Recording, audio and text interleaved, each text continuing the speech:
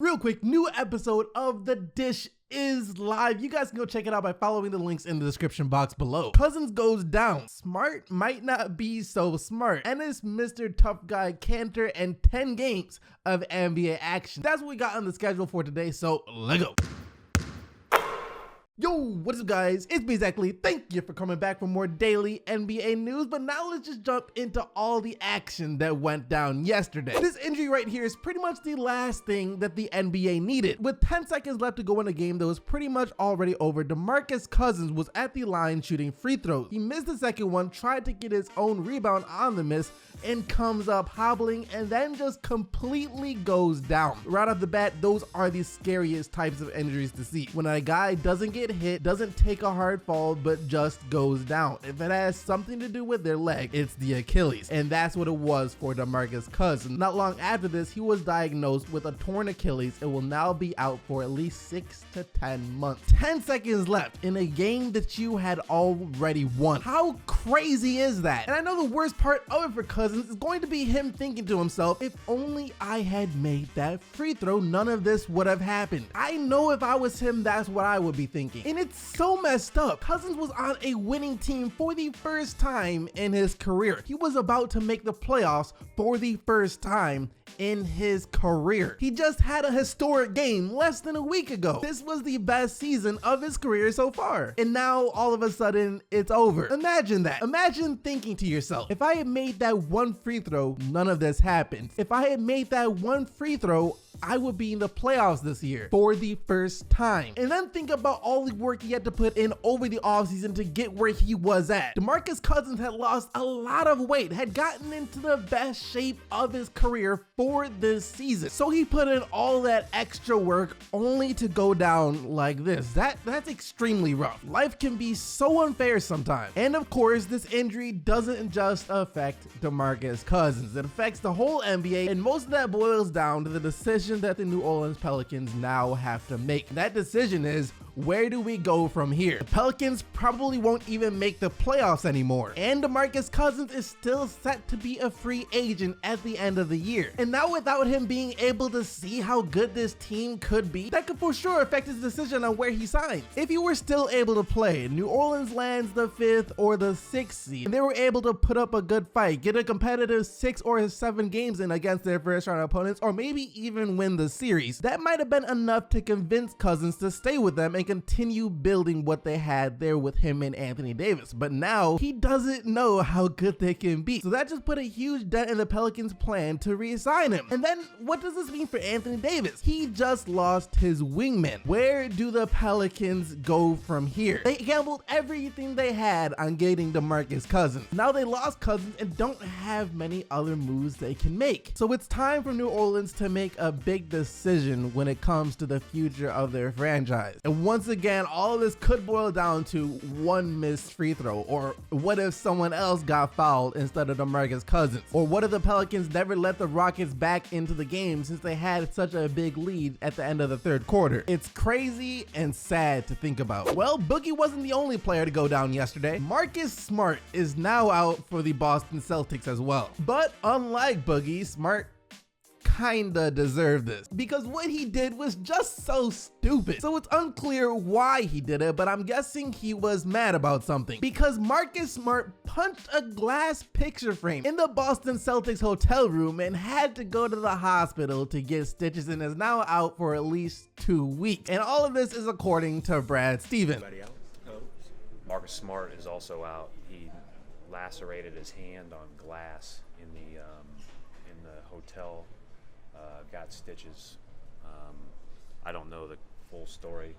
We're learning more about that. Mike Zarin and Brian Dolan were with him at the hospital 2 hours ago. Got stitches, and doesn't sound like a long-term injury, but we're doing more research on how it happened. And after that, Marcus Smart took to Twitter to apologize to the Boston Celtics organization and to the fans. I want to take this time to express my sincerest apologies to my teammates, coaches, and most of all, the amazing Boston Celtics fans. I'm embarrassed and disappointed in my actions. I swiped at and hit a picture frame on the wall. I feel like I let y'all down. I promise I will learn from this situation and come back better than ever. I love y'all and I truly appreciate the support. Kind of reminds me back when Blake Griffin broke his hand by punching the team's equipment manager. Speaking of Blake Griffin though, though, I'm starting to think this guy might have anger management problems. He tried to go at a fan yesterday. Blake Griffin stumbled into the crowd on a fast break. A fan grabs his jersey and looked like Blake was ready to break another hand. So Griffin's going to go in the crowd.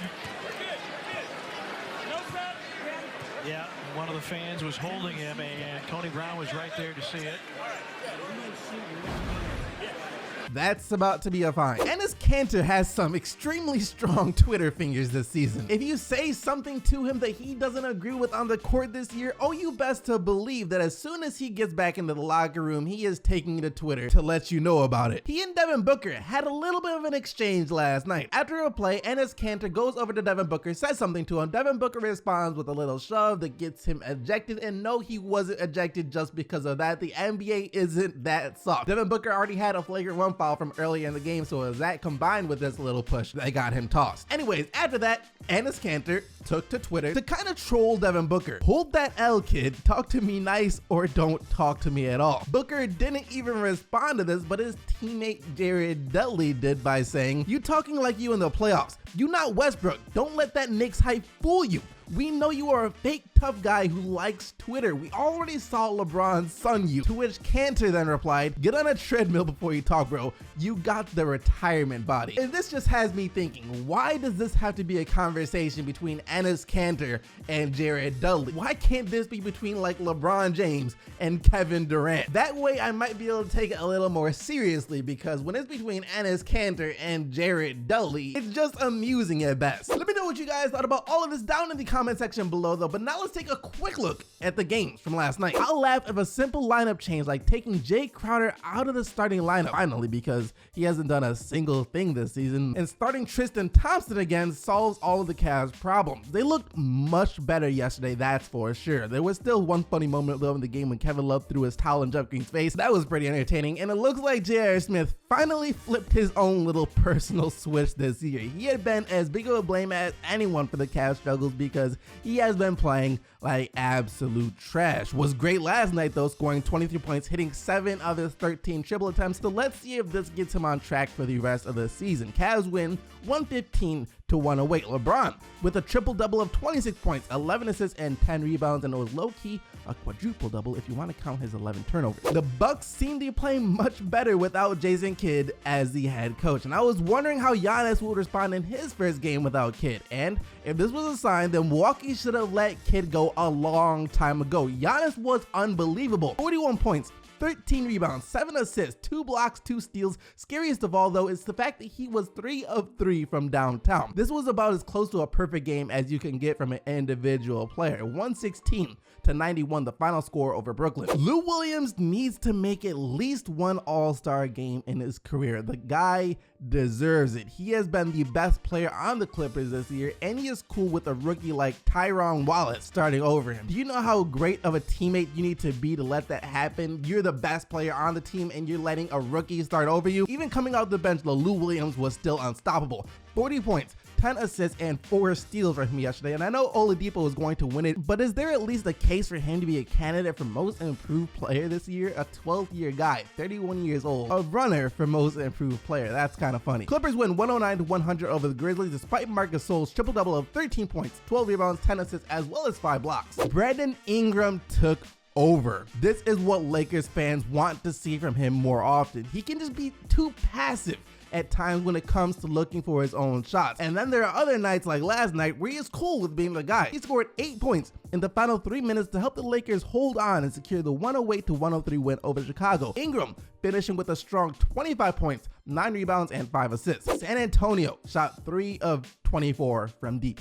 Yikes. And because of that, Philly, of course, got the easy 97-78 win. Ben Simmons with 21 points, 7 assists, and 5 rebounds. I guess I never told you who won this game out. Well, the Knicks did. Blow, 107-85 win. Kanter with 20 points and 10 rebounds, while Trey Burke was good again off the bench with 18. Really hope he can keep playing like this. He had a lot of potential back when he was first drafted. Once again, Dennis Smith Jr. was bested by Damian Lillard. Portland wins again over Dallas, 107-93. Dame with 29 points, while DSJ had 18 points and 7 assists. Jonas Valanciunas was amazing last night, and I gotta give this man some props. He is a lot better a player than his stats suggest. He just sacrifices a lot for the team to win on most nights. He did have 28 points and 14 rebounds and 4 blocks last night, but sadly it wasn't enough, as Donovan Mitchell and Rudy Gobert both put the Jazz in a position where they could win the game, and Ricky Rubio got them the rest of the way as he hit a late triple to push Utah over Toronto 97-93. Steve Clifford is officially now the Dwight Howard whisperer. He was the assistant coach back when Howard was in Orlando, so I think there is no coincidence at all that Howard is playing as well as he has been playing with Clifford as the head coach of the Hornets. D12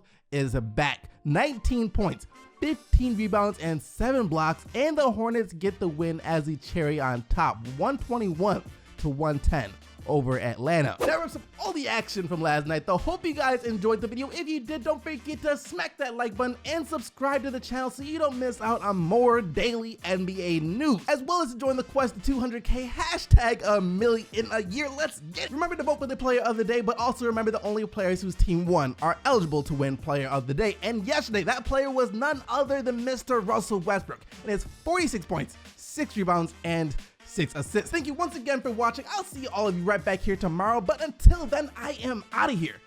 Peace.